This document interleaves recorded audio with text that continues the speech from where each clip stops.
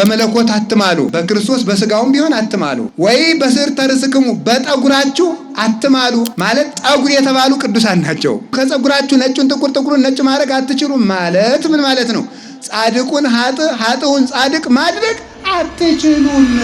እግዚአብሔር ያጸደቀውን አንተ መኮነን አትችልም። እግዚአብሔር የኮነነውን ደግሞ አንተ መፍረድ አትችልም። እግዚአብሔር የናቀውን አንተ ማክበር አትችልም። ዲያብሎስ በጣም ብዙ የጥፋት በር ስለከፈተ እግዚአብሔር ደግሞ ወደ ክርስቶስ የምንደርስበትን ብዙ በር ስለከፈተልን መድኃኔዓለምን እናመሰግነዋለን። ቂርቆስን ጠርተን እንድንድን፣ መርቆሬዎስን ጠርተን እንድንድን፣ መስጢፋኖስን ጠርተን እንድንድን፣ ጊዮርጊስን ጠርተን እንድንድን ስላደረገን፣ ብሩህ ተክለ ሃይማኖትን ጠርተን እንድንድን፣ ኮከበ ገዳም አባ ገብረ መንፈስ ቅዱስን ጠርተን እንድንድን ስላደረገን። ዲያብሎስ በምን ላጥፋ የሚለውን ያህል ሰውን በምን ላድን ብሎ የሚፈልግ አምላክ ነው። እግዚአብሔር ሰውን ለማዳን ምክንያት ፈልጎ እንደው በየት ገብቼ ይህን ሰው ላድነው ብሎ ቀዳዳ የሚፈልግ አምላክ፣ ሊምር ፈልጎ የሚለምን አምላክ፣ ለምኖ መስጠት የሚፈልግ የህይወት ውሃ ለመስጠት የፋጋ ውሃ የሚለምን፣ አንቺ ሴት ውሃ ስጪኝ፣ እሱ የህይወት ውሃ ለመስጠት የእኛን ጥርኝ ውሃ ይለምናል። እንዴት ያለ አምላክ እኮ ነው! እናቱን የ3 ዓመት ልጅ ተቀብሎ የዓለም እናት አድርጎ ይሰጣል። አበርክቶ የሚሰጥ 5 እንጀራ ከኛ እጅ ለምንና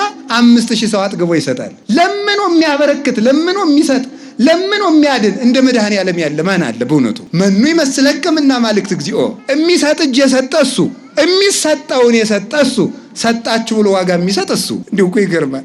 ራሱ እጅ ሰጥቶ፣ ራሱ የሚሰጥ ሰጥቶ፣ ራሱ ደግሞ የሚቀበልም ሰጥቶ፣ ራሱ ለምኖ ራሱ ሰጥቶ ራሱ ያከብራል። እንደ እግዚአብሔር ያለ ማንም የለም።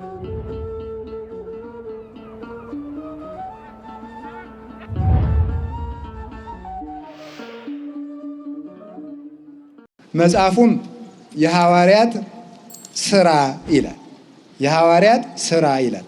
ይህ መጽሐፍ ሲጻፍ ታኦፊላ የሚባል ንጉሥ ለቅዱስ ሉቃስ የሐዋርያትን ስም ዝርዝራቸውን ጽፈህ ላክልኝ ብሎት ስም ዝርዝራቸውን ጽፈህ ላክልኝ ቢለው ስራቸውን ጽፎ ላከለት።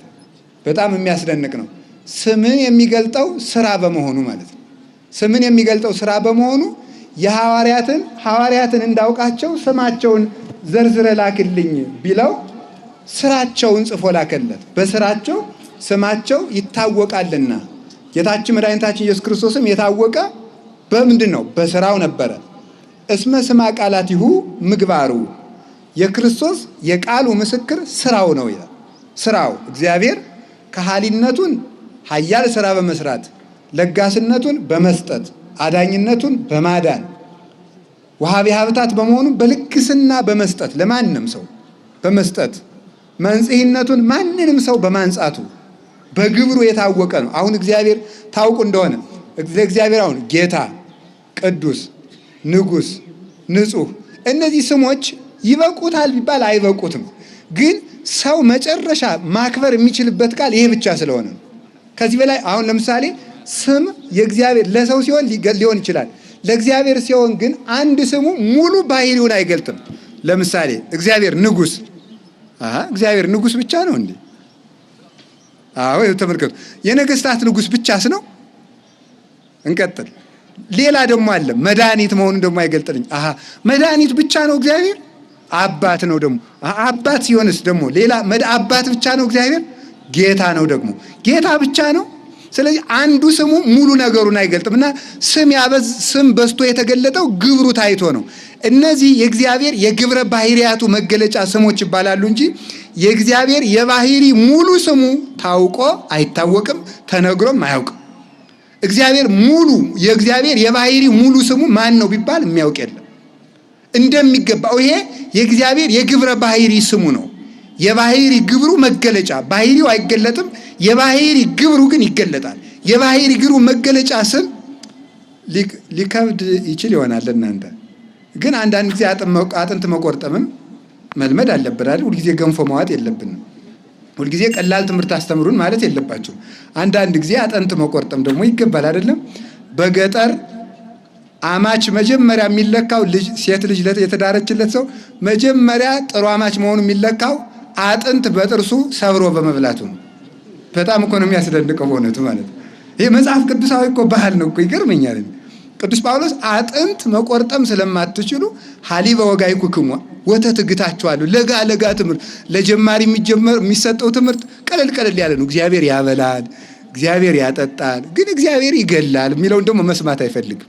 ሰው ጭንቅ አልችልም እንደዚህ ያለ አታውጉ ይላል። የከተማ ሰው በተለይ ትንሽ እንደ ገንዘብ ቢጤ ያላቸው ሰዎች ምንድን የሚያደርጉት መሰላችሁ? የሚያስጨንቅ ፊልም እንኳን ለልጆች እንዲከፈት አይፈልግም። ባልየው ኖ እንደዚህ አይነት አትክፈችበት፣ ልጆቹ መጨናነቅ የለባቸውም፣ የሚጨናነቅ ነገር እየሰሙ ማደግ የለባቸውም ይላል። እንዲያውም ጭንቀት ነው መልመድ ያለባቸው። ምክንያቱም አንድ ቀን ይሄ የከተማ ልጅ እንደ ዱባ ያለ ነው። እንደ እውነቴን ነው የማምላክ። አሁን ዱባ ጭንቅ አይችልም አይደለም። አንድ ቀን ከፀሐይ ላይ ስናወራው ዝም ብሎ በቃ መፍረስ ነው ስራው፣ መፍረጥ ነው ስራው። ወይ እንደ ቅቤ ነው ወይ እንደ ሙዝ ነው። ሙዝ አሁን ለብዙ ቀን ስንቅ አይሆንም፣ ጭንቅ አይችልም ሰው ማለት ነው። እና ጭንቅ ነገር መስማት አንችልም፣ ጭንቅም ነገር መስራትም አንችልም። ስለዚህ ነው ጭንቀት ሲመጣ ደንግጠን ከሃይማኖት ደጃፍ ሁሉ የምንወጣው ማለት ነው። እና አጥንትም እንድትቆረጥሙ እና የእግዚአብሔር የባህሪ ስሙ መገለጫ ስሞች ናቸው እንጂ የባህሪ ስሙን ሙሉ በሙሉ የሚሰማው የለም። እንኳን የእግዚአብሔርን የባህሪ ስም የአንድን መልአክ የባህሪ ስም እንኳን የአንድን መልአክ የባህሪ ስም የአንዲትን ነፍስ የባህሪ ስሟን ሙሉ ባህሪዋን የሚገልጥ ስም እስከ ዛሬ ድረስ ተገኝቶ አያውቅም ብሎ ሊቁ ቅዱስ ዮሐንስ አፈወርቅ ይናገራል። ስለዚህ ለእግዚአብሔር የተገለጡለት ስሞች ሁሉ የግብር ስሞች ናቸው። ግብሩን የሚገልጡ ናቸው። ስራውን እንዲገልጡ የተነሱ ስሞች ናቸው እና እግዚአብሔር ሰውንም የሚገልጠው በስራው ስለሆነ ስማቸውን ዘርዝረ ላክልኝ ቢለው ስራቸውን ዘርዝሮ ላከለት። ስራ ስምን ይገልጣል። ስራ የሌለው ሰው ግን ሊቁ እንደሚናገረው ስሙ ከስራው የበለጠበት ሰው ወራዳ ነው ይላል። ስሙ ከስራው የበለጠበት ሰው ወራዳ ስለሆነ ይወድቃል። እና የሐዋርያት ስራ ላይ ምንድነው የተጻፈ? ስራቸው። አሁን ስራ ነው በእግዚአብሔር ፊት የሚያቆም። እኔ አንዳንድ ጊዜ ከኛ ቤተክርስቲያን የወጡ ወንድሞቻችን ስራ አያስፈልግም እምነት ነው ሲላል፣ ለዚህ የምጠቅሰው ጥቅስ ስንት ነው? ደግሞ የሐዋርያት ስራ ምዕራፍ 4 ይላል። መጽሐፉ ምን ይባላል? የሐዋርያት በሉ ንገሩኝ እንጂ መጽሐፉ ምን ይባላል? ድገሙ። የሐዋርያት በግዕዝ ብትወስዱት ግብረ ሐዋርያት ነው። በእንግሊዘኛ አክትስ ነው የሚባለው። ሌላ የለም፣ ስራ ነው። በዚያም ብትሄድ ስራ አያወጣህም። ስራ የሐዋርያት ስራ ነው የሚለው። በቃ የሐዋርያት ስራ ነው የሚለው። የሐዋርያት ስራ የሚባል መጽሐፍ እየጠቀስክ ስራ አያስፈልግም ቢባል እወና አልቦ ይሆናል ማለት ነው። ይሄ በራሱ በእናንተም ዓለም ፋላሲ ይባላል በእውነቱ ማለት ነው። ትክክል አይደለም ይሄ። እንኳንስ በቤተ ክርስቲያን በመንፈሳዊነት በእናንተ ምክንያታዊ ዓለም በሚባለው እንኳን አያስኬድም። ስራ በተጠቀሰበት መጽሐፍ እያመንክ ስራ አያስፈልግም ብትል ነውር ነው። ስራቸው የገለጣቸውን ሰዎች ታሪክ እየተረክ ስራ አያስፈልግም ብትል ነውር ነው። ስራ ከሌለ ስራህን ከሃይማኖት ለይተህ እንዴ! እስቲ ቅዱስ ዮሐንስ አፈወርቅ ምን ይላል? ይትበል እፈቅድ ባሕቲቱ፣ እወዳለሁ ብቻ አትበል ይላል። እስኪ ዳቦ እወዳለሁ በሉ፣ እወዳለሁ በሉ። እንጀራ፣ ቂጣ፣ ቆሎ፣ ብርቱካን፣ አፕል፣ ሙዝ ጠገባችሁ? አይቻልም። ስም የምግብ ስም ዘርዝረ ልጠግብ አትችልም። መብላት ያ አክት ነው፣ ተግባር ነው፣ ግብር ነው። መብላት አለብህ እንድትጠግብ ማለት ስራ ያስፈልገዋል። የምግብ አይነቶችን ዘርዝረ ልጠግብ አትችልም። የመጠጥ አይነቶችን ማዘርዘር አልፈልግም። ትጠጣለህ እንዴ እንዳትሉኝ ማለት ነው። ስለዚህ የመጠጥ አይነቶችን ሰው ዘርዝሮ ሊረካ አይችልም። ጥሙ ሊቆረጥ አይችልም። የልብስ አይነቶችን በሙሉ ዘርዝሮ በማስታወሻ ጽፎ ቢይዝ ሊሞቀው አይችልም። ከቀን ሐሩር ከሌሊት ቁር ሊከላከልለት አይችልም። ስራ ነው።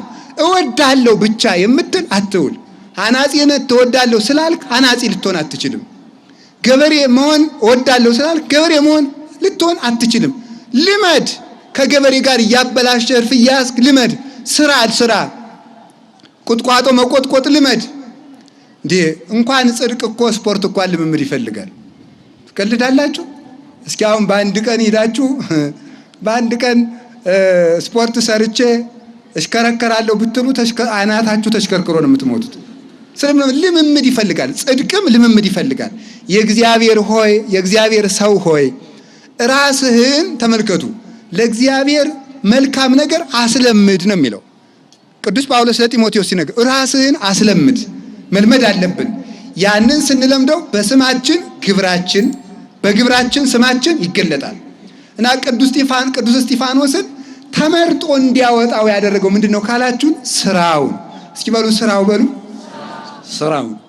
መጠራት ለሁሉ ነው፣ መመረጥ ግን ለጥቂት ነው። እግዚአብሔር ዓለምን ሁሉ ጠርቷል፣ ዓለሙን ሁሉ ግን አልመረጠም። እንዲመረጥ ሆኖ የተገኘ ይመረጣል። እንዲመረጥ ሆኖ የተገኘ እግዚአብሔር ግን እንዳይመረጥ የወሰነበት ሰው ግን የለም። እንዳይመረጥ ሆኖ ከተገኘ ዘንድ ግን እግዚአብሔር የማይመርጠው ሰው ይገኛል እንጂ ሰው ከአትክልት ቦታው ከአትክልት ከጓሮ ገብቶ እንጨት ሊቆርጥ ፈልጎ ቀና ቢያገኝ ለቅን ስራ ያወለዋል፣ ጠማማ ካገኘ ለእሳት ያደርገዋል። ሰውየው ግን የሚፈልገው ሁሉም አትክልቶቹ ቀና እንዲሆኑ እንጂ ጠማማ እንዲሆኑበት አልፈልግም። ተጣመው ከተገኙ ግን አይመርጣቸውም ለመልካም ነገር። እግዚአብሔር በዚህ ዓለም ይህ ዓለም የእግዚአብሔር ጓሮ ነው። ሁላችንንም ለቅንነት ተክሎናል።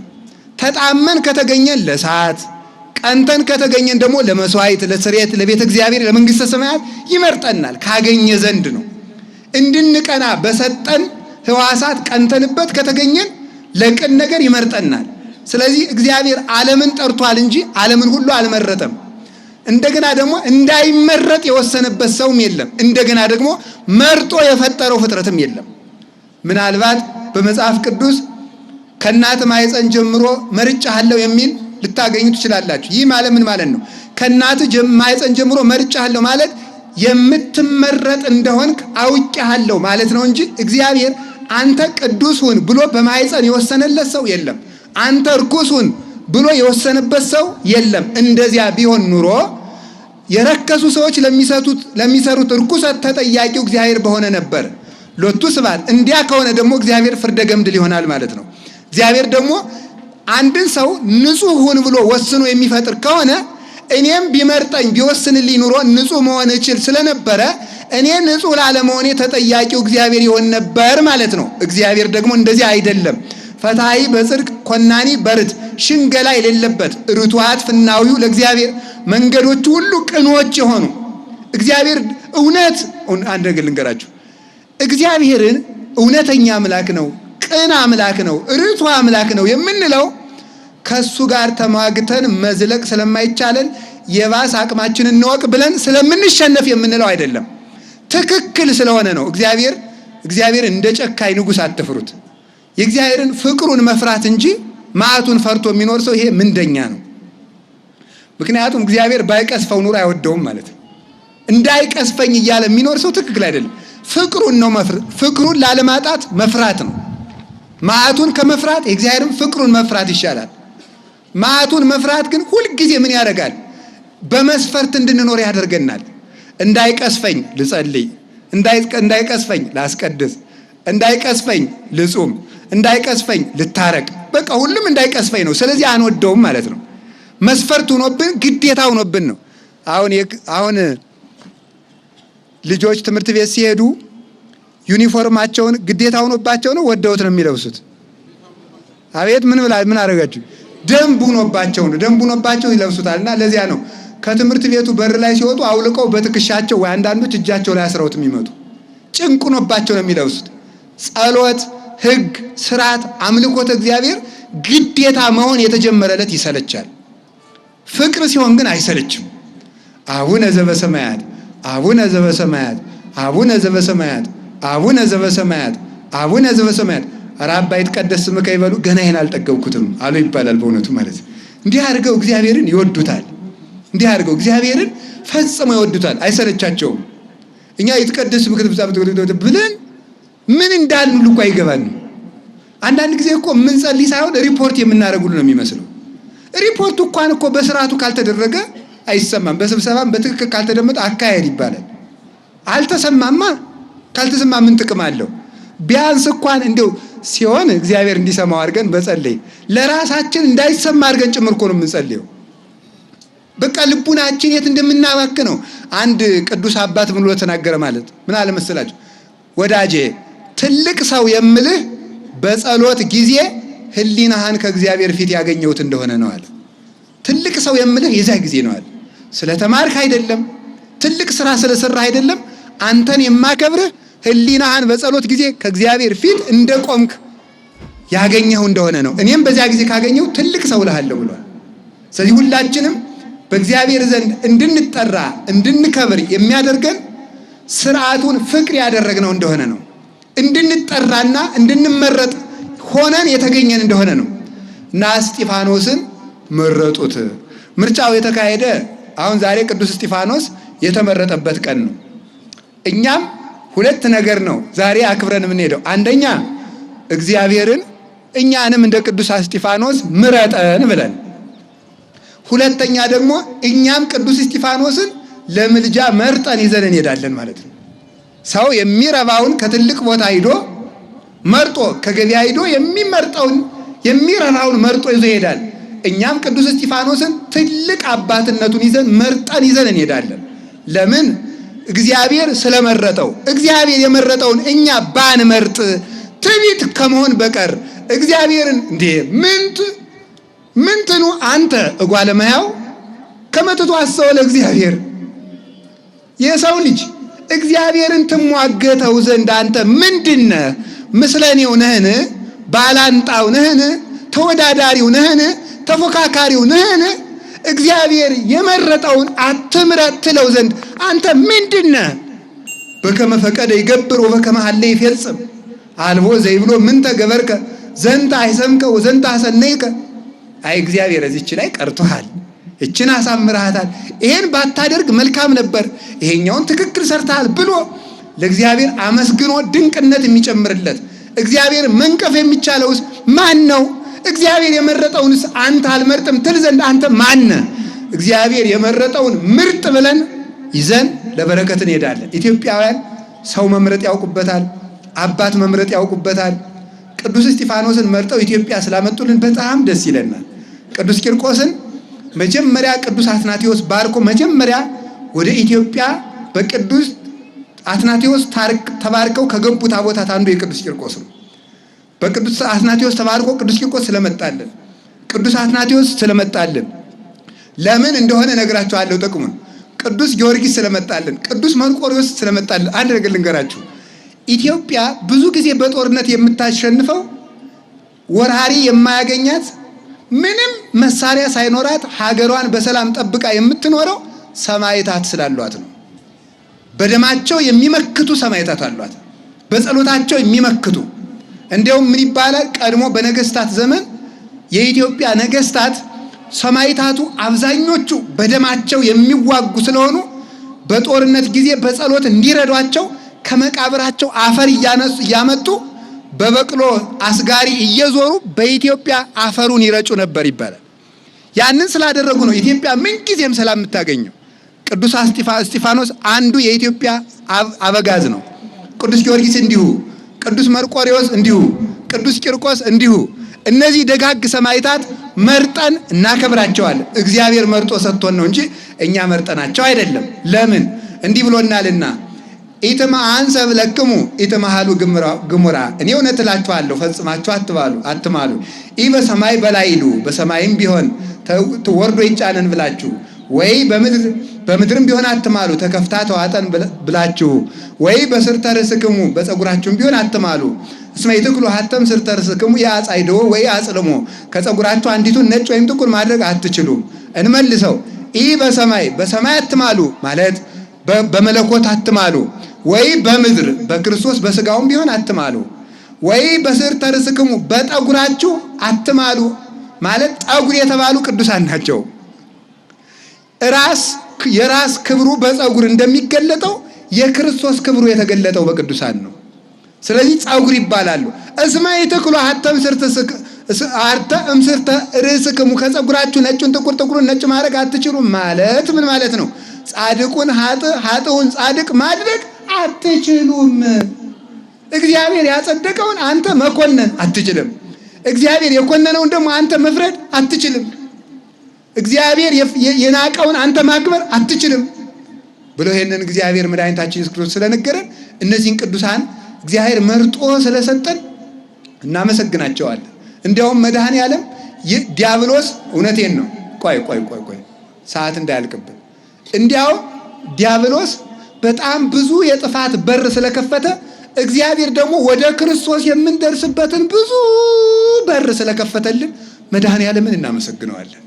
ቂርቆስን ጠርተን እንድንድን፣ መርቆሬዎስን ጠርተን እንድንድን፣ እስጢፋኖስን ጠርተን እንድንድን፣ ጊዮርጊስን ጠርተን እንድንድን ስላደረገን፣ ብሩህ ተክለ ሃይማኖትን ጠርተን እንድንድን፣ ኮከበ ገዳም አባ ገብረ መንፈስ ቅዱስን ጠርተን እንድንድን ስላደረገን፣ በዚህ ሁሉ ስም እንድንማጸን እግዚአብሔር ደግሞ ለወዳጆቹ ያደረግነውን አገልግሎት ይረሳ ዘንድ ዘአኮ ይእምፅ እግዚአብሔር ከመ ይርሳ ተልእኮተክሙ። እግዚአብሔር ለቅዱሳን ያገለገላችሁትን አገልግሎት ይረሳ ዘንድ አመፀኛ አምላክ አይደለም ይላል ቅዱስ ጳውሎስ ዕብራውያን ምዕራፍ 6 ላይ። እግዚአብሔር ለቅዱሳን ያገለገላችሁትን አገልግሎት ይረሳ ዘንድ አመፀኛ አምላክ አይደለም። እግዚአብሔር እንኳንስ ለቅዱሳን ያደረግነውን አገልግሎት ለውሻ የራራነውን ርኅራኄ እንኳን አይረሳም። ሞኝ አትሁኑ። እግዚአብሔር ዲያብሎስ በምን ላጥፋ የሚለውን ያህል ሰውን በምን ላድን ብሎ የሚፈልግ አምላክ ነው። እግዚአብሔር ሰውን ለማዳን ምክንያት ፈልጎ እንደው በየት ገብቼ ይህን ሰው ላድነው ብሎ ቀዳዳ የሚፈልግ አምላክ፣ መጥፊያችን የሚፈልግ አይደለም፣ መዳኛችን የሚፈልግ። ለዚህ ነው የቅዱሳን በዓላት እንዲከበር የሚያደርገው። በዚህ ሁሉ ምክንያት መማር ስለፈለገ ነው። እግዚአብሔር እንዴት ያለ ቸር አምላክ እኮ ነው። ሙሴን ሄዶት እዚህ ላችኋል አይደለም?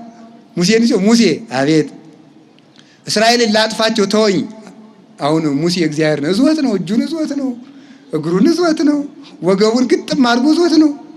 ምኑን እዝወት ነው? እግዚአብሔር አትያዘኝ የሚለው እባክህ እንዳላጠፋቸው ለምነኝ እኮ ነው። ሊምር ፈልጎ የሚለምን አምላክ፣ ለምኖ መስጠት የሚፈልግ፣ የህይወት ውሃ ለመስጠት የፋጋ ውሃ የሚለምን። አንቺ ሴት ውሃ ስጪኝ፣ እሱ የህይወት ውሃ ለመስጠት የእኛን ጥርኝ ውሃ ይለምናል። እንዴት ያለ አምላክ እኮ ነው! እናቱን የ3 ዓመት ልጅ ተቀብሎ የዓለም እናት አድርጎ ይሰጣል። አበርክቶ የሚሰጥ 5 እንጀራ ከኛ እጅ ለምንና 5000 ሰው አጥግቦ ይሰጣል። ለምኖ የሚያበረክት፣ ለምኖ የሚሰጥ፣ ለምኖ የሚያድን እንደ መድኃኔዓለም ያለ ማን አለ በእውነቱ? መኑ ይመስለክምና አማልክት እግዚኦ። አቤቱ ከአማልክት ሐሰት ይቅርና አማልክት ዘበጸጋ ከሚባሉ ከመላእክት ከቅዱሳን ሁሉ አንተን የሚመስል ማን አለ? ማንም በርኅራኄ የሚመስለው የሌለ። እንዲሁ እኮ የሚሰጥ እጅ የሰጠ እሱ፣ የሚሰጠውን የሰጠ እሱ፣ ሰጣችሁ ብሎ ዋጋ የሚሰጥ እሱ። እንዲሁ እኮ ይገርማል። ራሱ እጅ ሰጥቶ፣ ራሱ የሚሰጥ ሰጥቶ፣ ራሱ ደግሞ የሚቀበልም ሰጥቶ፣ ራሱ ለምኖ፣ ራሱ ሰጥቶ፣ ራሱ ያከብራል። እንደ እግዚአብሔር ያለ ማንም የለም። ለዚህ ሁሉ ድህነት እንዲያበረክቱልን ሰውን ማዳኛ ስለፈለገ ለዲያብሎስ ብዙ ቅጥር አጥር ለማበጀት የምንድንባቸውን ቅዱሳን መረጠ። ከተመረጡት አንዱ ቅዱስ እስጢፋኖስ። ምን አስመረጠው? ስራው አንዱ ምንድን ነው? ሃይማኖትን የተመላ ቅዱስ እስጢፋኖስ የተመረጠው እንግዲህ ጠብ ለማብረድ ነው። እስጢፋኖስ ማለት የስሙ ትርጓሜ 2 ነው። አንደኛ ወደብ ማለት ነው። እስኪ ወደብ በሉ እንጂ። ወደብ ማለት ማይበል ሲንጓለል የቆየ መርከብ ዶ እርፍ የሚልበት ነው። ቅዱስ እስጢፋኖስም የክርክርን ወደብ፣ የምንፍቅናን ሁከት፣ የክርክርን ሁከት፣ የክህደትን ሁከት፣ የቅናትን ሁከት፣ የጠብን ሁከት በኢየሩሳሌም ጸጥ ያደረገ የሃይማኖት ወደብ ነው በእውነቱ ማለት ነው። ኢትዮጵያ ውስጥ ያለውን ሁከት ሁሉ ጸጥ ያደርግልን ቅዱስ እስጢፋኖስ። ስለዚህ ቅዱስ እስጢፋኖስ ወደብ ነው። ማን መረጠው? እግዚአብሔር። እግዚአብሔር ካረገ ምን ትላለህ? ወይ ሰው እንደ ሰው ያለ እኮ ትዕቢተኛ ያለው፣ እንደ ሰው ያለ ትዕቢተኛ ያለው። እግዚአብሔር ፀሐይን ብርሃን አረጋት። እግዚአብሔር አቤት አንተ ብርሃን ነህ። እሺ አንተ ብርሃን ስለምትባል ፀሐይ ያንተን ስም ወስዳለች፣ ብርሃን ልትባል አይገባትም ካለሳ እሱ ምን ትላለህ? ክርስቶስ መድኃኒታችን። እሺ አንተ የህይወት ውሃ ነኝ ብላል። አዎ ስለዚህ የህይወት ውሃ ስለሆንክ ይህንን ውሃ ስምህን ቀምጧል ልትል ነው? ጅሉ አይባል። እሱ ከሰጠው ምን ጨነቀ አንተ? ዝም ብለህ አድነው። እግዚአብሔር ወደብ አደረገው። እስጢፋኖስ ማለት አክሊል፣ በግሪኩ ሲተረጎም እስጢፋኖስ ማለት የአበባ ዘውድ ማለት ነው፣ ሽልማት ማለት ነው። ቅዱስ እስጢፋኖስ ክርስቶስ ከተነሳ በኋላ የትንሣኤው ሽልማት አድርጎ የሰጣት የቤተ ክርስቲያን ልዩ ጌጧ ነው። ቅዱስ እስጢፋኖስ ልዩ ጌጧ፣ ልዩ ሽልማቷ። መስቀል አብርሃ በከዋክብት እንላለን አይደል? መስቀል አብርሃ በከዋክብት አሰርገወ ሰማየ እንኩሉሰ ፀሐየ አርአየ እንላለን አይደል? ምን ማለት ይመስላችኋል? መስቀል አብርሃ በከዋክብት ማለት ከዋክብት የተባሉ ሰማዕታት ናቸው። አንድ ሐሳብ ልንገራችሁ። እግዚአብሔር ፀሐይ፣ ጨረቃን፣ ከዋክብትን የፈጠራቸው መቼ ነው? አይዟችሁ። አቤት ረቡዕ ነው አይደል? አው ስሙ፣ ዕለተ ረቡዕ ፀሐይ፣ ጨረቃ፣ ከዋክብትን ሲፈጥር የተናገረውን ቃል ልንገራችሁ። ለአብርሁ ብርሃናት ውስተ ጠፈረ ሰማይ። በጠፈር ላይ ወይም ጠፈር በሚባል ሰማይ ላይ ፀሐይ፣ ጨረቃ፣ ከዋክብት ያብሩ። ልብ ብላችሁ ስሙ። በጠፈር ላይ በሉ አንድ ጊዜ ሁላችሁ። ፀሐይ፣ ጨረቃ፣ ከዋክብት ያብሩ በሉ እንጂ በጠፈር ላይ ድገሙት። እሺ እሺ እሺ ድገሙት። በጠፈር ላይ እሺ እሺ ከዋክብት። አሁን ሊቃውንቱ ሲተረጉሙት ይላሉ ጠፈር የተባለ የክርስቲያኖች ልቡና ነው ይላሉ። ጠፈር የተባለ የክርስቲያኖች ልቡና ነው። ጨረቃ ቤተ ክርስቲያን ናት። ፀሐይ ኢየሱስ ክርስቶስ ነው። ከዋክብት ሰማዕታቱ እነ ቅዱስ እስጢፋኖስ ናቸው። ስለዚህ በክርስቲያኖች ልቡና የእግዚአብሔር ፍቅር፣ የቤተ ክርስቲያን ፍቅርና የሰማዕታት ፍቅር አይጥፋ ማለት ነው።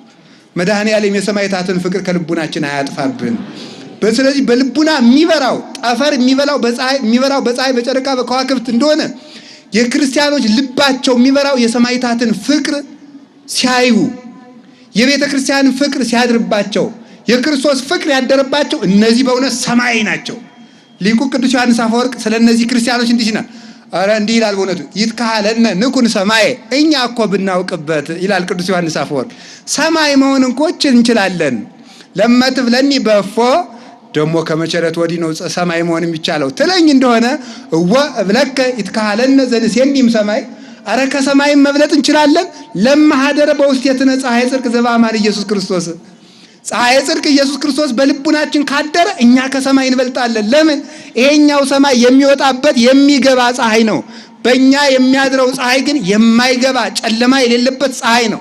ከዋክብቱና ቅዱስ እስጢፋኖስ ደግሞ የክርስቶስ ብርሃን ላይለይ የተሳለባቸው ከዋክብት፣ የማይረግፉ ከዋክብት፣ ሁልጊዜ የሚበሩ ከዋክብት ናቸው። አንድ ቅዱስ አባት ክርስቲያኖች ወደ ምስራቅ ዙረን እንጸልያለን። ምስራቅ የእግዚአብሔር ምሳሌ ስለሆነና አንድ ቅዱስ አባት ወደ ምዕራብ ዙሮ ይሰግዳል። እንዲያ አባረ ስለ እግዚአብሔር ወደ ምስራቅ ዙሮ ይስገዱ ስለ መድኃኔዓለም ቢባለው እምቢ ብለው ይሰግዳሉ። ኧረ በእግዚአብሔር ሰውዬ ስርዓተ ቤተክርስቲያን አይጣሱ፣ ዝም ብለው ወደ ምዕራብ ይሰግዳሉ። ሶስተኛ ኧረ ስለ እግዚአብሔር ሰውዬ ወንድሜ እኔ አንተን ፀሐይ ምን አውቅልሃለሁ አሉ። ምክንያቱም የሚኖሩ እሳቸው ምንድነው ክርስቶስን ለብሰው እየኖሩ ስለሆነ ፀሐይ ተውጣ ሊተሰ ፀሐይ እያርብ የኔ ፀሐይ እኮ አይገባም፣ የምትገባው ያንተ ፀሐይ ናት አሉ። የኔ ፀሐይ ኢየሱስ ክርስቶስ አይገባም። ሰው ከበቃ በኋላ በማያቃጥል ብርሃን ይኖራል። ብርድ በሌለበት ቅዝቃዜ ውስጥ ይኖራል። ሰላም ያማን ነው? መድኃኒታችን ኢየሱስ ክርስቶስ ነው። ግን ለሚጠፉት ደግሞ የሚባላ እሳት የሆነ እና ቅዱስ እስጢፋኖስ ወደብ ማለት ነው። እውነትም ወደብነቱ በምን ተከሰተ መሰላችሁ? በቅዱሳን ሐዋርያት ዘመን ሰው ሁሉ ገንዘቡን እያመጣ ለቅዱሳን ሐዋርያት ያስረክባል። ከዚያ በኋላ ሐዋርያት ደግሞ መልሰው ለሕዝቡ ይቆንናሉ። በኪስ ገንዘብ ቀንሶ ማስቀረት አይቻልም። ሁሉንም ለሐዋርያት ማስረክብ ነው። ከሐዋርያት ማህበር ከገባ ከዚያ በኋላ ሐዋርያት ይመግቡታል። ገንዘብ ማስቀረት አይቻልም። ኋላ ገንዘቡን ካስቀሩ በኋላ ሁሉም ሰርቶ ነው የሚበላ። ደግሞ ወጥ ይሰራል። የእስራኤል ሴቶች አሕዛብን እያሰሩ ቁጭ አሉ። ደግሞ ተንኮላቸው መቼስ የእስራኤል ጠባያቸው ኃይለኛ አይደለ? የኢትዮጵያ ሕዝብ ቅን ነው። ደግሞ ሲያለምጥ ደግሞ አይድረስ ነው በእውነቱ ማለት ነው። ተንኮለኛ እኮ ናችሁ እናንተ እኮ እውነት በጣም ተንኮለኛ ናችሁ። አሁን እኔ ስታጨበጭቡ ራሱ እየነቀፋችሁን እያመሰገናችሁ አይገባኝም፣ አላምናችሁም። እናንተ ኃይለኛ እኮ ናችሁ በእውነቱ ማለት ነው። ደስ ይለኛል። ግን ይሄንን በኃጢአት ላለመወሰድ ብታረጉት ደስ ይላል። ለተንኮል ስታረጉት ነው። እና እንደዚያ ስለሆኑ ሌሎችን እያሰሩ እነሱ ቁጭ ይላሉ። እንደገና ደግሞ በብልጠት ይውላችሁ፣ በብልጠት አንዱ እጁን እስከሚታጠብ አንዱ ብልህ 3 ጉርሻ ነሳ ያደርግለታል ማለት ነው። መቁኑን ደግሞ አንድ ጊዜ ስትታ ያ ታጥቦ የሚመጣው የዋ ጦሙን ሊውል ሆነ። ተጠባብቆ መብላት ይገባል በእውነቱ ማለት ነው። አሁን አንዳንዱ ሰው ሲጎርስ አይደረስ ነው። አቡነም ስብሐትም አንድ ጊዜ ያስበላል አይደል? በአንድ ጊዜ አቡነ ዘበሰማያት ስብሐት ለአብ ስብሐት ለወልድ ስብሐት ለመንፈስ ቅዱስ አልቋል። በአንድ ጊዜ ማይዱ ማለት ነው።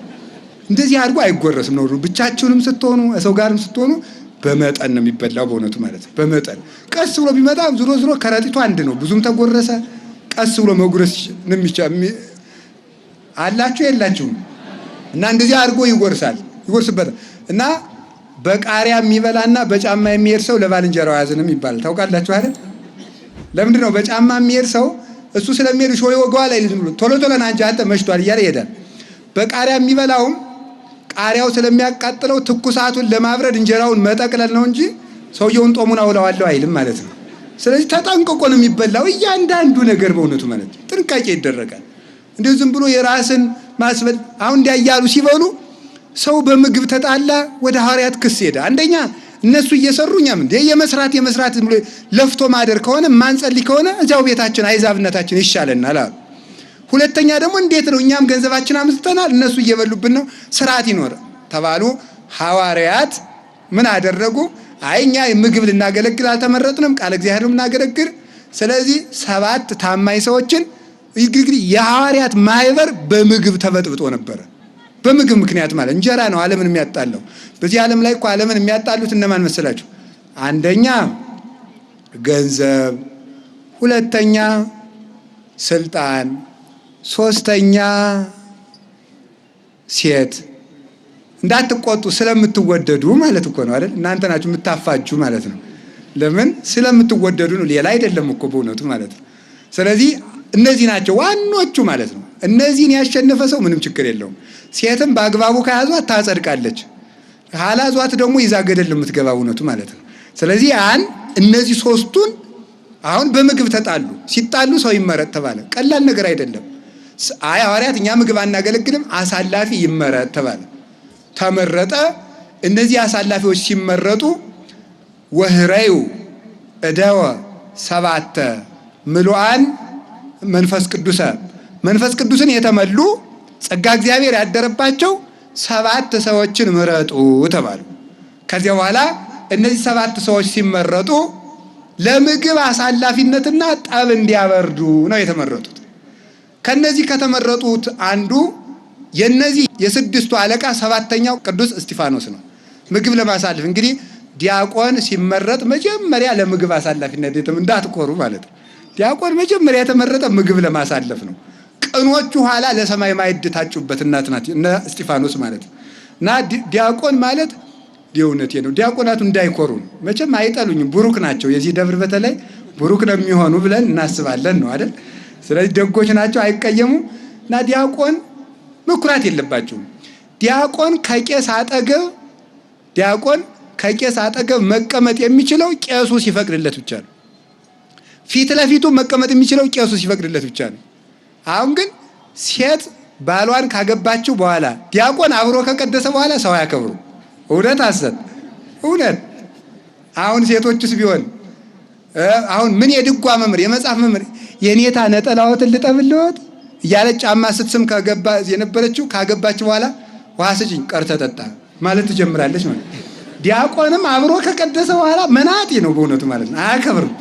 ስለዚህ ዲቁና ማለት ቅዱስ እስጢፋኖስን የመሰለ ትህትና ነው፣ ደግነት ነው እንጂ መኩራት አይገባም በእውነቱ ማለት ነው። እና እናንተም ዲያቆኖችን የምታኮሯቸው እናንተ ናችሁ።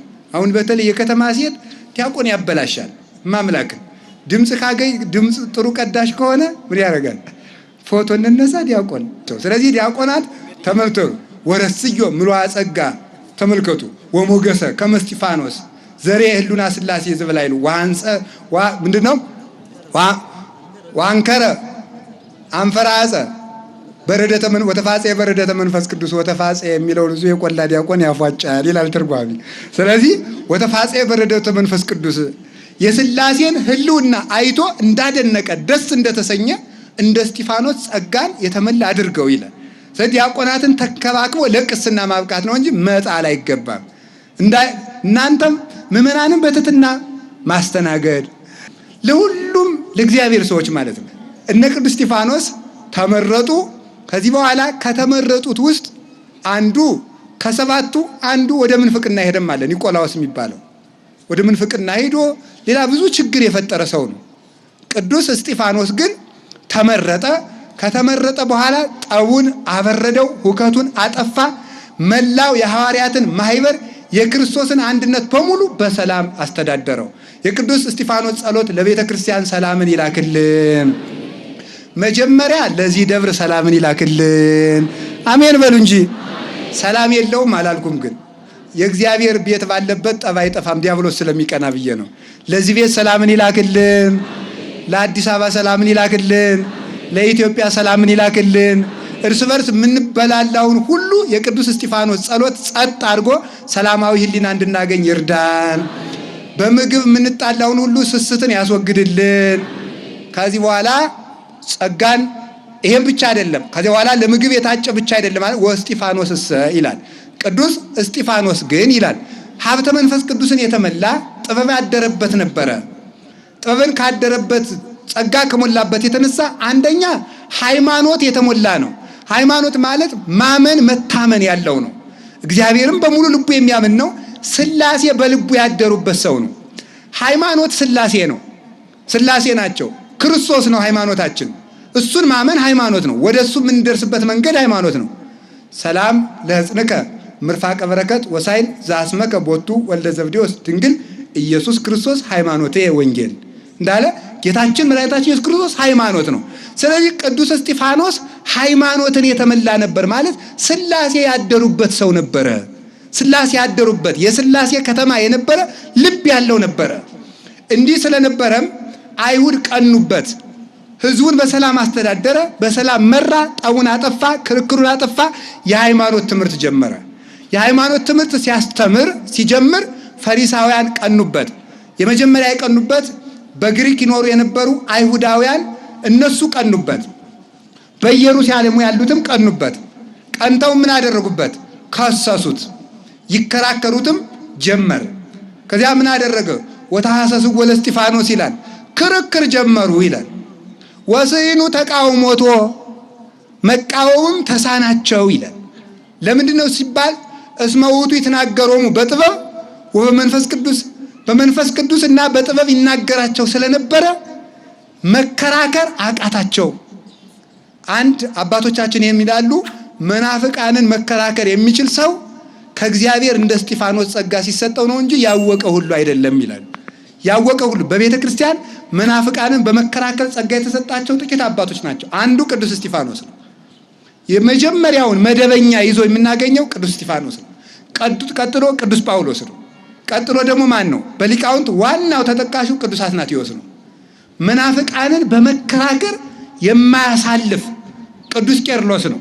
ከዚህ ቀጥሎ ደግሞ ቅዱስ ቄርሎስ ልክ ቅዱስ ዮሐንስ አፈወርቅ በርኅራኄ በምሕረት ምዕመናንን ቀድሶ አንጽቶ የእግዚአብሔር በማድረግ በስብከት ጣዕም የሚወዳደረው እንደሌለ እነ ቅዱስ ቄርሎስ ደግሞ አስጨንቀው የሚረቱ፣ ቅዱስ አትናቴዎስ አፍ የሚዘጋ መዶሻ፣ ቅዱስ እስጢፋኖስ የጀመረላቸው ነው። ይሄ ጀማሪው ልክ እንደ ክርስቶስ ተከራክሮ መርታት የተሰጠው ነበረ። ይሄ በምን ይመጣል ሲባል በሚመጣው የመጀመሪያው አይምሮ ጠባይ ይባላል። አይምሮ ጠባይ ሲቀና አይምሮ መንፈሳዊ ይሰጣል። አይምሮ ጠባይ ማለት በተፈጥሮ የተሰጠውን ሕሊና ምንም ሳያረክሱ ቀድሶ መኖር ነው። ያንን የጠበቀ ሰው አይምሮ መንፈሳዊ ይጨመረዋል። እንዲህ ይባላል ብእሲ እምከመ ረከበ አሐተ ፈቃደ እንተ ትተልዎ ለእግዚአብሔር ሶቢሃኬ ይትወሃቦ አይምሮ ምስጢራት ወነጽሮ ህወአት። ሰው የነፍሱን ፈቃድ መከተል ከጀመረ ይላል አረጋዊ መንፈሳዊ፣ የነፍሱን ፈቃድ መከተል ከጀመረ ሕሊናው ቅን ከሆነ በተፈጥሮ የተሰጠውን ሃይማኖት ወይም አይምሮ በኃጢአት ሳያረክስ ጠብቆ ህዋሳቱን ጠብቆ ከተገኘ ያን ጊዜ አይምሮ ምስጢራት ይሰጠዋል። ምስጢራትን የመተርጎምና የማወቅ የማየት ጸጋ ይሰጠዋል። ወነጽሮ ህወአት የተሰወረውን የማየት ጸጋ ይሰጠዋል። ይህንን ይዞ የተከራከረ ሊቅ ይረታል። ቅዱስ እስጢፋኖስ አይምሮው ርቱና ቅን በተፈጥሮ የተሰጠውን ሕሊና ምንም ርኩሰት ያልነካው ስለነበረ ስለጠበቀው አይምሮ ጠባይን ስለጠበቀ አይምሮ መንፈሳዊ ተጨመረለት። አይምሮ መንፈሳዊ ስለተጨመረለት መናፍቃኑ ይከራከሩት ዘንድ አይቻላቸውም። በሱ ያደረ መንፈስ ቅዱስ አስቀድሞ መልስ ያሳጣቸዋል። እንደገና ደግሞ በጥበብ ይናገራቸዋል። ቅዱስ እስጢፋኖስ በእውቀት በኩል 3 ጸጋ ነበረው። አንደኛው እውቀት ነው። ሁለተኛው ማስተዋል ነው። ሶስተኛው ጥበብ። እስኪ አንደኛው እውቀት በሉ። እሺ ድገሙት። እሺ እውቀት የሚባለው መረጃ ማለት ነው። ታውቁታላችሁ አይደለም? ትምህርት ተምሮ የሚያውቁት አንበው የሚያውቁት ነው። ስለዚህ ቅዱስ እስጢፋኖስ ዕውቀት ነበረው፣ የብሉይ ኪዳን ሊቅ ነው። 46ቱም ብሉይ ኪዳን እንደ ቅዱስ ጳውሎስ ጠንቅቆ የሚያውቅ ሊቅ ነበረ። እንዲሁም መንፈስ ቅዱስ ዝም ብሎ ከሰማይ ጸጋ ጉርፎ ለሰው አይሰጥም፣ ምክንያት ፈልጎ ነው የሚሰጠው። የተማረ ነበረ፣ ይሄ ዕውቀት ነበረው። ከዚያሳ አስተዋይ ነበረ፣ እያንዳንዱን ነገር የሚያስተውልበት ቅን ሕሊና ነበረው። በዚያ አዋቂ ሰው የሚባለው ይላል ቅዱስ እንጦንስ የሚጠቅመውን ከማይጠቅመው ለይቶ የሚያይ ሕሊና ያለው ሰው ነው ይላል። አዋቂ ሰው የሚባለው የተጠራቀመ ዕውቀት ያለው ብሉይ ኪዳን አዲስ ኪዳን የተማረ ወይም ደግሞ 7 8 9 10 ዲግሪ ያለው ሳይሆን አዋቂ ሰው የሚባለው ባወቀው ዕውቀት አስተዋይ የሆነ ሰው ነው። አስተዋይ ይሄ ደግሞ አይበቃም። አዋቂ ሆኖ አስተዋይ የሆነ ሊቅ ይባላል። በኋላ አንድ ይቀራል፣ ጥበብ ይባላል። ጥበብ ማለት ምን ማለት ነው? የያዙትን ዕውቀት መቼ ቢጠቀሙት እንደሚረዳ አውቆ ለይቶ መጠቀም ነው። እስኪ ለይቶ መጠቀም በሉ። አዎ እሱ ነው። መቼ ብናገረው ይጠቅማል፣ ምን ብናገር ይጠቅማል ብሎ በፈሊጥ የሚናገር ነው። አሁን ቅዱስ እስጢፋኖስ ተመልከቱ፣ መቼ መናገር እንዳለበት፣ ምን መናገር እንዳለበት፣ የት መናገር እንዳለበት ያውቃል። በክርክር ተነሱ። ሲከራከራቸው ምን ብለው ነው የተከራከሩት? አንደኛ እግዚአብሔርን ይሳደባል አሉት። ሁለተኛ ምን አሉት ደግሞ? አይ ቤተ መቅደሱን አፍርሱት ብለዋል አሉት። ሶስተኛ ሙሴን ይቃወማል አሉት። እነዚህን ክርክሮች አንስተውታል። ነቢያትን ይቃወማል ብለው አንስተውበታል። ቤተ መቅደስን ይሳደባል ብለው አንስተውበታል። አሁን እነዚህ ክርክሮች ያዛችኋቸው። እግዚአብሔርን ይሳደባል፣ የሙሴን ሕግ ይሳደባል፣ ቤተ መቅደሱን አፍርሱት ይላል፣ የነቢያትን ሕግ ይቃወማል። እነዚህ ክርክሮች አንስተውበታል። አሁን ለክርክሩ መልስ ሲጀምር አያችሁ ምን ነበረው? አንደኛ ጸጋ በሉ፣ ጸጋ በሉ። ሁለተኛ ምን የተመላ ነበር? ሃይማኖት በሉ። ሶስተኛ ሀብተ መንፈስ ቅዱስ ያደረበት ነበር። አራተኛ ዕውቀት ነበረው። አምስተኛ የቀና ሕሊና ነበረው። ስድስተኛ የማስተዋል ጸጋ ነበረው። ሰባተኛ ጥበብ ነበረው። ምን ብሎ እንደሚናገር ያውቅ ነበር። አሁን ምን ብለውታል? እግዚአብሔርን ትሳደባለህ አሉት። ክርክሩ ሲጀምር እንዲህ ብሎ ጀመረ። አምላከ ስብሐት እግዚአብሔር አስተርአዮ ለአብርሃም አላቸው። ተመልከቱ። አይማ አምላክን እኛም እኮ አሁን ተናገርን ልንል እኮ ነው። ሰው ቢያጡ ጋኖች አለቁና ምንቸቶች ጋን ሆኑ ማለት ነው። በእውነቱ አሁን እኛም ሰው መምህር ስንባል በእውነት እግዚአብሔር ባወቀው፣ እኔ ትሁት ሰው አይደለሁም፣ በጣም ትዕቢተኛ ሰው ነኝ። ግን ምን ልላት በጣም ያሳዝናል። እኛ ሰው አልቆ መናገራችን ማለት ነው። ወይም ሰዎቹ ወደ መድረክ አልመጣ በማለታቸው። ሰው የለም አላልኩም አሉ በጣም ብዙ አባቶች። እንደ ቅዱስ ይሄ መድረክ እንደ የሚናገሩትን የሚያውቁ ለቦታው የሚዘሩ ዘሪዎች የተናገሩበት የነ እስጢፋኖስ መድረክ ነው። ቅዱስ እስጢፋኖስ እዚያ ምን አለ? ተመልከቱ። አብርሃምን እግዚአብሔርን ይሳደባል ብለውታል። ምን አለ? የማን ልጅ ሁኜ እግዚአብሔርን እሳደባለሁ? ቀጭ ነው መልሱ። ለምን? አምላከ ስብሐት እግዚአብሔር አስተርአዮ ለአብርሃም ማለቱ የአብርሃም ልጅ አይደለው የማን ልጅ ሁኜ ነው እግዚአብሔርን የምሰድበው ማለቱ ነው። የመምለክ እግዚአብሔር የአብርሃም ልጅ አይደለሁም ምን አላቸው። እግዚአብሔር ለአብርሃም እግዚአብሔር ተገለጠልን፣ እግዚአብሔር የኛ አምላክ ነው ትላላችሁ እንጂ እግዚአብሔር ሃይማኖት ላለው፣ ምግባር ላለው፣ ቅንነት ላለው፣ መናኝ ለሆነው፣ ሰማዕት ለሆነው ለአብርሃም ለንጹህ ባለትዳር ለአብርሃም ተገለጠ እንጂ እንደናንተ ያለ ተገልጧል ብሎ ሊዘልፋቸው አብርሃምን እሱ ተቀድሞ ጠቀሰባቸው። አብርሃም ታውቃላችሁ አገር ጥሎ በመውጣቱ የመነኮሳት አባት ነው። ሳራን ይዞ በመውጣቱ የባለትዳሮች አባት ነው። ተገዝሮ ደሙን በማፍሰሱ የሰማዕታት አባት ነው። ቅዱስ እስጢፋኖስ በንጹህ ድንግልነቱ አባቱ ነው አብርሃም። በሰማዕትነቱ አባቱ ስለሆነ የአብርሃም ልጅ እኔ ነኝ፣ እግዚአብሔር የሚገለጠው እንደና አብርሃም ላለ ነው እንጂ እንደናንተ ላለ ተመጻዳቂ አይደለም አለና ዘለፋቸው። እንዲያውም እግዚአብሔር ለአብርሃም የተገለጠለት አላቸው ገና ከካራን በፊት በሶሪያ ወንዞች መካከል ሳለ ነው አላቸው። ወደ ከነዓን ሳይመጣ ምን ብሎ እየዘለፋቸው መሰላችሁ? በመቅደስ ትላላችሁ እንጂ እግዚአብሔር እናንተ ለምትመኩበት ለአብርሃም የተገለጠ በመቅደስ ሳይሆን በምድረ በዳ ነው። ስለዚህ እግዚአብሔርም ዛሬ በምድረ በዳ ተገልጧል። መቅደሱ የሐዲስ ኪዳን ቤተክርስቲያን ናት ለማለት ይሄንን ደግሞ ወቀሳቸው። አስተርአዮ ለሙሴ ተገለጠ፣ ያዕቆብ እንዲያደርገለት ለዮሴፍ እንዲያደርገለት ብሎ ዘረዘረላቸው። መቅደሱን አንስተው ተመክተውበት ነበርና መቅደሱማ ቤተ ክርስቲያን ናት። በነቢያት ተመክተው ነበርና የነቢያትን ጌታ ገላችሁታል። በመቅደሱ ተመክተው ስለነበረ የመቅደሱን ጌታ ገላችኋል። በሙሴ ተመክተው ስለነበረ የሙሴን ጌታ ገላችሁታል። በሌሎችም ቅዱሳን ተመክተው ስለነበረ የታቦቱንም ጌታ፣ የሕጉን ጌታ፣ የሰንበትን ጌታ ገላችሁ እናንተ እንዴት ትልቱ ግዙፋነ ክሳድ ልቡናችሁ የደነደነ እናንተ የሕይወትን ጌታ ሰቅላችሁ ገደላችሁ አላቸው። የሚናገሩትን አጡ ይላል። እስኪ በሉ የሚናገሩትን አጡ በሉ። 7 ነገር ተሞልቶ ይከራከራቸው ስለነበር የሚናገሩትን አጡ። የሚናገሩትን ሲያጡ ምን አነሱ? ጥርሳቸውን ማፋጨት ጀመሩ። ድንጋይም አነሱ ሊወግሩት። እየጎተቱ ከከተማ አስወጥተው ወሰዱት። ሊቃውንት ሲናገሩ ምን ይላሉ? አሁን ደመና ሲሆን ደስ አላችሁ አይልም ይላል። ደመና ትዝ ብሎኝ ነው እኮ ደመና የፀሐዩን ሙቀት እሱ እየተመታ ለኛ ከታች ጥላውን ይሰጣል። እና ቅዱሳን በደመና የሚመሰሉት መከራውን እነሱ ተቀብለው ለኛ ሰላም ስለሚሰጡ ነው። ፍቅር ይሰጣሉ። ቅዱስ እስጢፋኖስ እሱ ተወግሮ እኛን ከውግረት አድኖናል። በእውነት ማለት ነው። በምን በጸሎት ማለት ነው። ቤተክርስቲያንን ከውግረት ጠብቋታል። ከዚያ በኋላ ተመልከቱ፣ ድንጋይ ያነሱበት፣ ጥርሳቸውን አፋጩ። ከዚያ በኋላ የአይሁድን ቁጣ እሱ በፍጹም ወነጸረ ሰማይ ፍጹም አይሁድን አይመለከትም ነበር። የሚመለከተው ክርስቶስን ብቻ ነበር። ክርስቶስን ያስባል። ይሁላችሁ ሃይማኖት ማለት ይላል አንድ የቤተክርስቲያን አባት ሲናገር፣ ሃይማኖት ማለት እግዚአብሔርን ማየት ነው። እግዚአብሔርን ማየት ደግሞ እግዚአብሔርን ብቻ መፍራት ነው።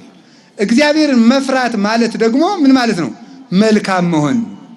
መልካም መሆን ማለት ደግሞ መከራን መታገስ ነው። መታገስ ማለት ደግሞ ፍቅርን መያዝ ነው። ፍቅርን መያዝ ማለት ደግሞ ማሸነፍ ነው ይላል። እነዚህ ቅደም ተከተሎች ከተዛቡ በፍጹም ሰው ፈሪ ይሆናል፣ ትዕግስት ያጣል። ትዕግስት ከሌለው ፍቅር የለውም፣ ፍቅር ከሌለው ድል አይነሳም። ቅዱስ እስጢፋኖስ ሃይማኖት ስለነበረው ፊት ለፊቱ እግዚአብሔርን ያይ ነበረ። ወደ ሰማይ ተመለከተ። ወደ ሰማይ ሲመለከት ከከተማ እየጎተቱ አውጥተው በድንጋይ ወገሩት። ድንጋይን ሲያዘንቡበት ልብ ብላችሁ ስሙ። ያን ድንጋይ እየወገሩት እያሰቃዩት እየቸነከሩት በየም ሁሉ ስቃይ እያወረዱበት፣ ቅዱስ ጳውሎስም አንዱ ደብዳቢ ነበር የዚያን ጊዜ በድንጋይ እየወገረ ግን የእስጢፋኖስን ልብስ ነበር የሚጠብቅ። ሊቃውንቱ ሲተረጉሙት ይላሉ ቅዱስ ጳውሎስ እስጢፋኖስ ሲወገር የደብዳቤዎችን ልብስ ይጠብቅ ነበር ማለት የደብዳቤዎችን ሳይሆን የእስጢፋኖስን ልብስ ነበር ሲጠብቅ የነበረ። የእስጢፋኖስ ልብሱ ደግሞ ክርስቶስ ነው እና ቅዱስ ጳውሎስ ተራው እስኪደርስ ደግሞ ክርስቶስን ለመልበስ ተራውን ይጠብቅ ነበር ብለው ይተረጉሙታል አባቶቻችን ሳይወቅሱ ማለት ነው። ስለዚህ ቅዱስ ጳውሎስ ተራው ገና ነበር። ቅዱስ እስጢፋኖስ የሚወገረው ማንን ለብሶ ነው? ክርስቶስን ነው። በመዓዛ ጽጌኪ በዛውደ ስም ሰክረ ውግረተ አይባል ይመስሎ አሰረ ወሳትኒ ከመባይ ባሕር ቆሪረ ያለው አይደል ደራሲው። ምን ማለት ነው? ድንግል ማርያም በአንቺ ፍቅር የሰከረ ሰው በድንጋይ እየተወገረ ሳር ያረፈበት ይመስለዋል። በሳት እየተቃጠለ ምን ይመስለዋል አለ ውሃ የሚቀዘቅዘው ይመስለዋል። ስለዚህ ቅዱስ እስጢፋኖስ ወደ ሰማይ ሆኖ ሥላሴን ይመለከታቸው ነበር። የዛጊ ወደ ሰማይ ሲመለከት እየተወገረ ድንጋይ ሰማይ ተከፈተ ይላል። እስኪ ሰማይ ተከፈተ በሉ። ሰማይ ተከፈተ ማለት ምሕረተ እግዚአብሔር ተከፈተ፣ ጸጋ እግዚአብሔር ተከፈተ። ሰማይ የሚከፈለው በሰማይትነት እንጂ በምቾት አይደለም። ጌታዬ ማወቅ የሚገባው እሱ ነው። ሰማይ የሚከፈተው ሱፍ ከነከረባቱ አድርጎ ሃሌሉያ ሲሉ በመዋል አይደለም። ሰማዩን የከፈተው በድንጋይ የተወገረው ሰማይት ነው። የሰማይ ደጅ አንኳኩተው የእግዚአብሔር ምሕረት የሚከፍቱት መከራ የተቀበሉት ናቸው። ቁጭ ብሎ ተጎልቶ ምግብ አማርጦ መኝታ አማርጦ የሚኖረው አይደለም። አዎ እስጢፋኖስ አማለይ ብል አፍርበታለሁ? በፍጹም። መከራው ሰማይ የሚከፍት ነው። ሰማይትነቱ ሰማይ ይከፍታል። እግዚአብሔርስ ምን አለ? አንኳኩ ይከፈቱላችኋል ብሏል። እሰይ እኔ ማንኳኳት ባይሆንልኝ ባንኳኳው በእስጢፋኖስ በኩል አስከፍታለሁ። እኔ ባልቻለኝ እንኳን የኔ ኃጢአት የእግዚአብሔርን በር ቢዘጋብኝ እስጢፋኖስ በከፈተው በር ለመግባት የእስጢፋኖስ አምላክ ማረኝ ማለት ቢያንስ ያቅተኛል እንዴ? ሲራክ እኮ ምን አለ? 3 ሰዎች አበሳጩኝ አለ።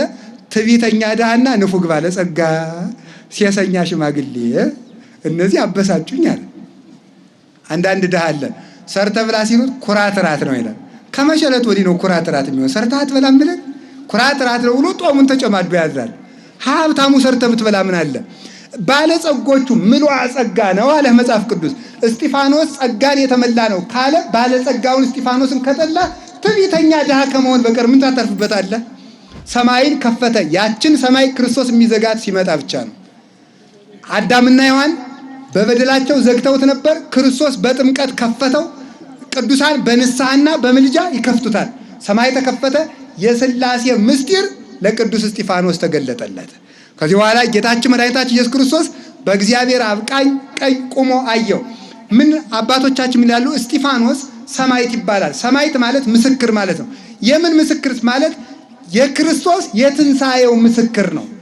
ቅዱሳን ትምህርቴን እያጠቃለልኩ ነው። ቅዱሳን ለምንድን ነው ሁልጊዜ መከራ የሚቀበሉት ሲባል የክርስቶስን ትንሣኤ እያዩ። ሊቁ ቅዱስ አትናቴዎስ እንደሚናገረው ጥርሱ የወለቀን አንበሳ የዝንብ መጫወቻ ከመሆን በቀር የሚፈራው እንደሌለ የሞትን መውጊያ ክርስቶስ ስላወለቀው ሞትን የሚፈራው የለም፣ በትንሣኤውም ስለተገለጠ። ቅዱስ ዮሐንስ አፈወርቅም ክርስቶስን እያየ ሞትን የሚፈራ እንግዲህ የት ይገኛል ብሎ ይናገራል። መርዙን ያስተፉትን እባብ ከእጅ ቢጠመጥሙት መጉዳት እንደማይቻለው ክርስቶስ የዲያብሎስን መርዝ ስለሻረው ከዚህ በኋላ በእኛ ላይ አንዳች ጉዳት ማምጣት አይቻለው። ስለዚህ ቅዱስ እስጢፋኖስ ጌታን በእግዚአብሔር አብ ቀኝ ቆሞ አየው ማለት ክርስቶስን ቀኝ ማለት ኃይል ማለት ነው። ቀኝ ማለት አሸናፊነት ማለት። ለእግዚአብሔር አብ ቀኝ ግራ የለውም። ክርስቶስ በአብ ቀኝ ቆሞ አየው ማለት ቀኝ የተባለ በአብ ስልጣን፣ በአብ ኃይል፣ በአብ ክብር፣ በአብ ጌትነት ማለት ነው። ቆሞ ማለት ደግሞ ለቤተ ክርስቲያን ጠበቃዋ ሁኖላት የሚከራከርላት የሚፈርድላት። እግዚአብሔር ቆመ ውስተ ማኅበረ አማልክት ከሚለው ጋር አንድ ነው። ይሄ ቆመ ሲባል አማለደ ለመነ ማለት አይደለም፣ ፈረደ ማለት ነው። እግዚአብሔር በአማልክት ማህበር ቆመ ማለት ፈረደባቸው ማለት ነው።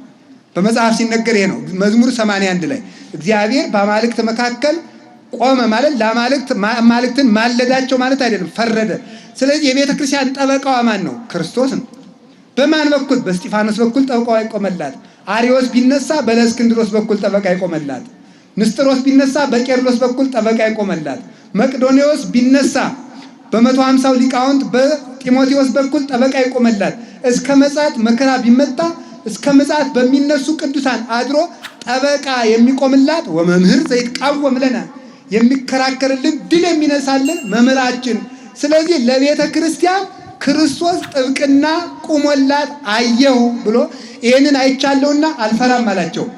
ብለህ ደግሞ ለሰማይ ደጅ ለእግዚአብሔር ልጅ አበጀህለት ብለው በድንጋይ ወገሩት። ጌታችን መድኃኒታችን ኢየሱስ ክርስቶስ በዚህ ጊዜ አክሊል አምጥቶ የብርሃን አክሊል አምጥቶ አቀዳጀው። እርሱም ምን ይል ነበር? አባት ሆይ የሚያደርጉትን አያውቁምና ምን በላቸው አለ። ምን አላችሁ? ክርስቶስን መስሎ ለመሞት የመጀመሪያው ሰማዕት ቅዱስ እስጢፋኖስ ነው። አባቶቻችን ሲናገሩ ለክርስቶስ ትንሣኤ ምስክር የሆኑ የመጀመሪያ እሸት የሚባሉ ሁለት ናቸው። አንደኛይቱ ድንግል ማርያም ናት፣ ወላዲተ አምላክ። እሷ በምንድን ነው ምልክት የሆነችን? ሞትን አሸንፋ በሰማይ በመታየት ራዕየ ዮሐንስ ምዕራፍ 11 ቁጥር 19 እንደምናያት በሰማይ የተገለጠችው ፀሐይን የለበሰችው ሴትና በሰማይ የተገለጠችው ታቦት ናት። ስለዚህ ክርስቶስ ቢነሳ ላይደንቀን ይችላል፣ አምላክ ነውና ሞት ስለማይዘው ሞት ይዘው ዘንድ ስለማይችል። ከፍጡር ወገን እኛ ለመነሳታችን ምን ማስረጃ አለን ቢባል ከፍጡር ድንግል ማርያምን አስነስቶ አሳየን። ሁለተኛ ደግሞ ክርስቶስ መነሳቱን ምልክት የሆኑን ማን ነው? ቅዱስ እስጢፋኖስ ነው። መነሳቱን በሰማይ ደጅ አይቶ ያሳየን። በሰማይ በማየቱ ብቻ አይደለም። ቅዱሳን ለምንድን ነው የሚሞቱ ቢባል ተመልከቱ። እስጢፋኖስ የተማረ አይደለም ነው። የተማረ ከሆነ በሰማይ ትርፍ ከሌለ ሰውነቱን ጎድቶ የሚሞት ለምንድን ነው? መስሎ ይህን ዓለም አያልፈውም ነበር እንዴ? ይህን ዓለም መስሎ ያላለፈው ሊመስላችኋል? በሰማይ ትርፍ ቢኖር ነዋ፣ ትንሣኤ ቢኖር ነዋ ብለን ለትንሣኤ ሕይወት ምልክት የሆነን የመጀመሪያው የወንጌል እሸት ቅዱስ እስጢፋኖስ ነው ለቤተ ክርስቲያን የተሰጣት። ከዚህ በኋላ አክሊላትን ተቀዳጅቶ ለነሱ ምሕረት ለምኖ አምላኩን መስሎ አምላኬ ሆይ ነፍሴን በእጅ ተቀበል። ይሄ ቀላል መስሏችኋል? ነፍሴን በእጅ ተቀበል የሚለው ቃል ምን ማለት ይመስላችኋል? ጌታ ቀድሞ የሰዎች ነፍስ የምትለየው በዲያብሎስ እጅ ነበረ። በዲያብሎስ እጅ ማን? ጌታ ሙቶ ከመነሳቱ በፊት። ክርስቶስ ግን አባ አምሐጽን ነፍሴ ውስተ እዴከ ክቡር፣ ነፍሴን በእጅ እሰጣለሁ ሲል የሰው ነፍስ በእግዚአብሔር ስልጣን እንጂ በዲያብሎስ ፈቃድ የምትለይበት ዘመን አበቃ ለማለት ነበረ። እግዚአብሔር ሁሉን ቻይ ስለሆነ ነው። እኛ እንደዚያ ሆነን በእግዚአብሔር ፈቃድ ለመሞታችን ማስረጃው ምንድነው ሲባል እንግዲህ ክርስቲያን ሲሞት በመዓዛ ገነት በቅዳሴ መላእክት ለመለየቱ ማስረጃው የቅዱስ እስጢፋኖስ ነፍስ መለየቷ ስለሆነ መልካም ሞትን ለሁላችንም ያድለን። መጨረሻ የምነግራችሁ ቅዱስ እስጢፋኖስ እቺ አንድ መልእክቴ ብቻ ናት። የቤተ ክርስቲያን ንጹህ ዘር ነው። እስኪ በሉ ሁላችሁም በሉ ተናገሩ እንጂ ድገሙ። ሶስት አድርጉት። የቤተ ክርስቲያን ምንድነው? ንጹህ ዘር። አንድ ዘር ተዘርቶ ስንት ይሆናል? 30። ሌላስ ምን ይሆናል? ቅዱስ እስጢፋኖስ መወገሩ ምን ጠቀማት ለቤተ ክርስቲያን? መመረጡስ ምን ጠቀማት? መወገሩስ ምን ጠቀማት ካላችሁኝ ቅዱስ እስጢፋኖስ ሲወገር ኢየሩሳሌም ያሉት ክርስቲያኖች በሙሉ እንደ እስጢፋኖስ ይወግሩናል እያሉ በዓለም ተበተኑ።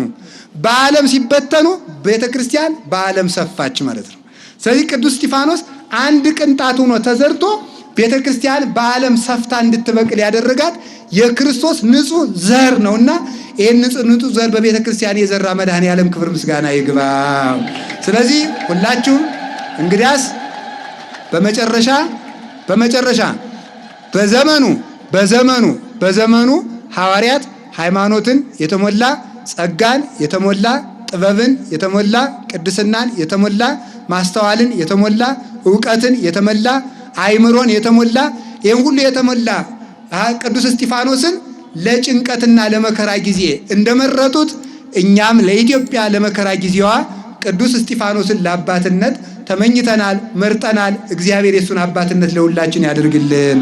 ወስብሐት ለእግዚአብሔር ወለወላዲቱ ድንግል።